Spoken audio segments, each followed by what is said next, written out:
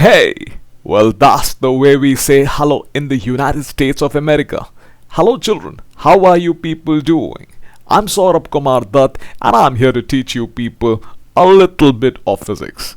Now, children, this natural beauty that you get to see is the Pulhouse Waterfalls, southeastern Washington, United States of America. It is here that the water falls from a whopping height of 200 feet and punches the Pulhouse River. Here, you will also get to see the cascades which have been formed by the floods during the Ice Age and the rugged canyons. Make sure to visit this natural beauty as soon as possible. Have a nice time here, and do not forget to have the favorite American food, apple pie, and also to tell all the people of America that you get to meet, hey! In this note, children, I'm going to start off this lecture of current electricity, where today you will be studying about Ohm's law. So when we talk about Ohm's law, we do remember the German physicist by the name of George Simon Ohm. It was he who declared that when there is potential difference across the ends of a conductor, on changing it, the value of the current also changes. Right? So here we have an apparatus. We will try and demonstrate with the help of this apparatus and the different instruments which are there in this apparatus, the Ohm's law. So here, children, let me quickly introduce to you the different participants. The first is the battery, and after that here we have a unknown resistance, right? Connected to it in parallel is a voltmeter which will measure the voltage across its ends. Then we have a meter which will measure the current in the circuit. Then further we have a variable resistance which, when required, will change the resistance of the circuit. Then there is a key. On pressing the key, the circuit will start operating. Let's say for a specific value of the resistance, we now check for the voltage and the current. Right now, when the voltage and the current are checked, then it will be found that they will come to specific values. However, when the resistance is changed again, then it will be found that the voltage is coming to be directly proportional to the current. Right? So what did George Simon Ohm find out? George Simon Ohm found this out, that the potential difference across the ends of a conductor is directly proportional to the current. Right? Now, children, in doing further experiments, he further found it out that V is actually equal to I times of capital R, where capital R is the constant of proportionality. In this case, it is the resistance. Right? So here V, children, is what? It is the potential difference across the ends of this unknown resistance which is being measured. I is the current which is being measured as the current in the circuit by the ammeter, and capital R is the resistance of the circuit. And when the value of V is changed by changing the external resistance using a rheostat or a variable resistance, then it is found that we will have V upon I, which will come to be R. Right? And he found that on keeping different values of V and I, the value of R always came out to be a constant. Now here, if we talk about different values, we can say that we have values like V1 divided by I1, then also it came out to be R. Then if we talk about some different value like V2 divided by I2, then also it came out to be R. So here, when we are talking about the voltage which is across the ends of this unknown resistance, the ratio it has with the current in the circuit is always coming out to be capital R. So this thus is a constant, and in this case it is the constant of proportionality. For this proportionality, that is the voltage is directly proportional to the current, and this is known as the external resistance. Now, the unit of external resistance is also kept in the name of this physicist, that is George Simon Ohm, and it is known as Ohm. So when we talk about here the unit of resistance, it is written, say, something like this, and that is Ohm. Right? Remember that whenever we write the name of the scientist, we write it with capital letter, but when we write the name of the unit which is in its name, we write it with small letter. That is, the first letter should be a small letter. Now after this here, do remember that we have larger units of resistance as well. So when we talk about a little larger unit of resistance, we talk about kilo ohm, right? So kilo is the prefix, and then we talk about kilo ohm, which obviously will be 10 raised to the power 3 ohms, right? Then we also talk about mega ohm, right? And mega ohm is equal to 10 raised to the power 6 ohm, right? Okay, now there is one physical quantity which has been found, which is the inverse of resistance. So when we talk about this physical quantity, it is known as conductance. Obviously you can understand that if we talk about the antonym of resistance, resistance is the obstruction, right? Then obviously it is going to be conductance. So conductance is equal to 1 upon resistance, right? And here if we talk about this conductance, it is the capacity of a wire to be able to transmit as many electrons as it is possible, right, when there is a potential difference which has been created. Now the unit of conductance is MHO, right, which is just the inverse of the letters OHM, right?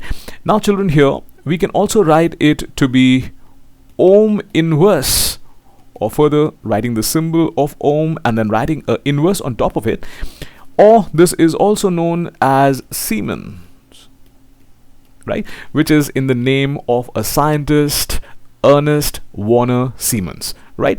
So this is how we depict conductance, which is the inverse of resistance. In times to come, we will be talking about superconductors, and then we will be discussing this more in detail. Next now children, after conductance, we remember that we have current and we have potential difference. Now if say you talk about how to verify Ohm's law, then your teacher is going to take you to the laboratory and will make you do an experiment something like this, in which you will be varying this variable resistance by keeping the points at different places, and then you will have different values of the total resistance in the circuit, and as such the voltage and the current both will be altered. And when such is the case, you will be asked to make a graph, right? And here then you will get to see that if suppose you talk about a graph, right, so in the graph, let's say we have here the potential difference which has been made, say, along the y-axis. So let's say now here we have the y-axis and we have the x-axis, and along the y-axis, let's say you measure and you keep the value of the voltage,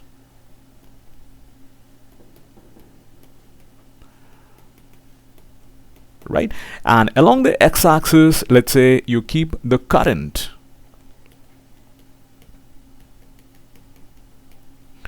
So here children, when we get now the slope is obviously the ratio of the difference of the ordinates divided by the difference of the abscissa. That means if we get a graph, then to find out the slope of the graph, we'll be talking about the ratio of the difference of the y coordinates divided by the difference of the x coordinates, right? For that matter, I'll quickly write the formula for you people. M is equal to y2 minus y1 upon x2 minus x1, where y1, x1 are the y coordinates, y1, y2 are the y coordinates, and x1, x2 are the x coordinates, right? So this is what will give you the slope.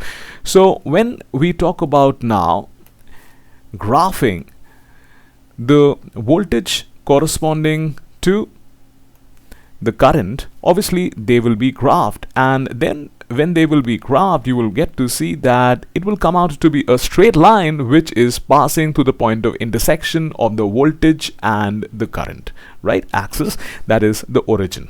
Okay, so you got to remember this, that whenever we talk about the Ohm's law, then the Ohm's law shows this, that there are conductors, when current is passed through them, then the current is directly proportional to the potential difference, right? And this is what can be depicted by means of this graph. Now this is very important, as in experiments you finally have to bring to this that the voltage is coming to be directly proportional to the current. Now when we keep the voltage along the y-axis and the current along the x-axis, and we talk about the slope, then the slope will come out to be the resistance, right? That means we will talk about, say, some v2 minus v1, and we'll divide it by i2 minus i1, because I told you the difference of the y coordinates is to be kept in the numerator and the difference of the x coordinates is to be kept in the denominator, and this will then give you what? This will give you, if you remember, v upon I here gave you the resistance, right? So as such, here we'll be talking about this to be the resistance. Remember this. Now if you just do the inverse, that means, now I'm going to write it with black ink.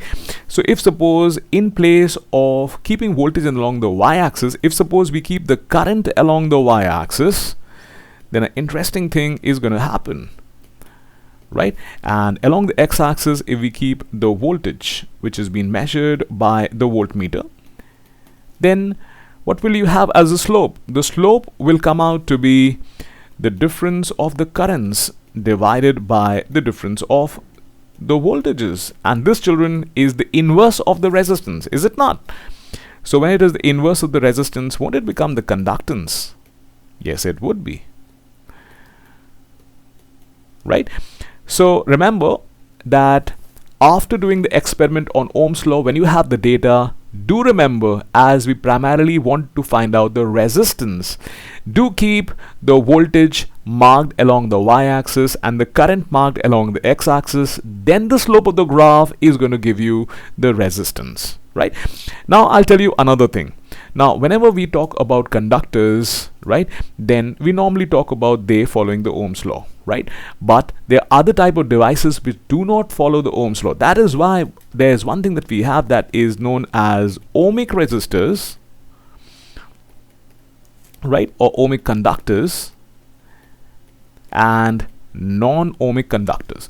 So if, say, we talk about a conductor, and let's say the conductor is made of copper, aluminium, or say nichrome as a alloy, right? Or say it's copper solution in which copper electrodes are there. So these are ohmic conductors, right? And they follow the Ohm's law. So I'll write them for you. One is, you talk about some resistors which are made of copper, then you have aluminium, right? Then you have others, like we talk about nichrome,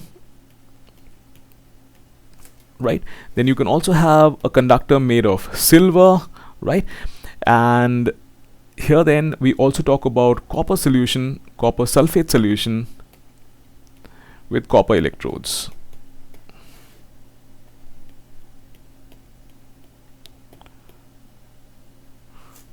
right?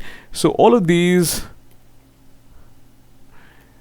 are ohmic conductors. That means if you plot the voltage along the y-axis and the current along the x-axis and you try to make a graph, it will come out to be a straight line which will pass to the origin, right?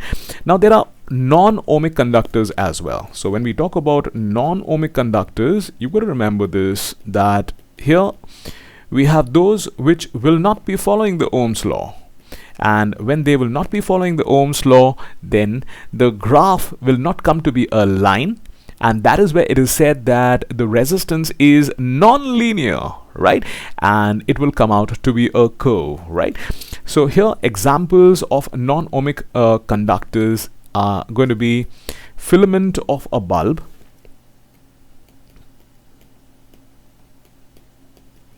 right? Then we have a diode valve, as you get to see in a television. Then we have a triode valve similarly, right? Then we have any electrolyte. So all of these are examples of non-ohmic conductors. So here thus, if you talk about trying to make a graph of a non-ohmic conductor, right, then it can be made, say something like this, that let's say we have the y-axis and an x-axis like this, and if we are to make a graph, then the graph will come out like a curve, something like this. That means it will not come out to be a straight line, right? Now here we can mark the voltage to be marked along the y-axis, the current which is marked along the x-axis, then the graph will not come out to be a straight line. Now this is a non-linear resistance, and in such a sort of a case, if we are to find out the resistance will be found out at different places. For that matter, if we want to find out the resistance at this point, right, then the resistance at this point will be the slope of the tangent which has been drawn at this point, and then the resistance will be known as dynamic resistance, because it will change with the different values. Right? So do remember this, children, that whenever we talk about a non-ohmic conductor, then a non-ohmic conductor has non-linear resistance, and in that case, when we talk about drawing a graph, then in the graph we will have, say, different points, and if at any point we want to find out the resistance, then the slope of the tangent at that point is going to be found out, and that will then give you the dynamic resistance of that type of a resistor. Now children, next, after talking about ohmic and non-ohmic conductors, let's now talk about another topic, which is, say, superconductors. Now, if we talk about superconductors, these are those conductors where when you decrease the temperature, right, to be very close to absolute zero, which is minus 273 Kelvin, right, then the conductivity becomes infinite and the resistance becomes zero. So what are superconductors?